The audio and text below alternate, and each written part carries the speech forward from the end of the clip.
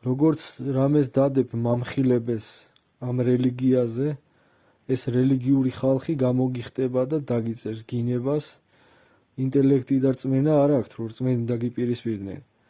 ჩვენ ვიცით ბიბლიიდან, რომ მაგინებლები ვერ დაიმკვიდრებენ ღვთისმსახურებელს. 1 კორინთელთა 6 თავი 10 მუხლი. გალატელთა 5 თავი 19 მუხლში რა წერია ახლა?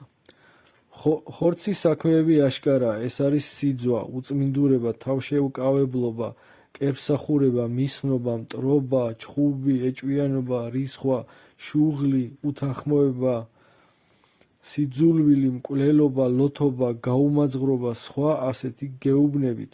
წინასწარ, როგორც ადრე მithქვამს, რომ ამის მოქმედნი ვერ დაიმკვიდრებენ ღვთის სამეფოს.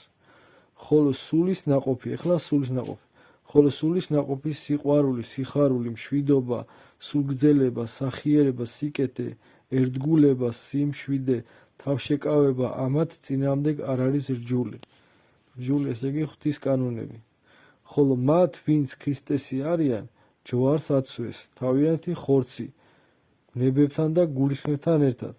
თუ სულით ვცოცხლობთ, სულითვე უნდა ვიაროთ. ნუ გახდებით ამპარტავანი, ერთმანეთის გამაღიზიანებელი და ერთმანეთის მიმართ შურიანი.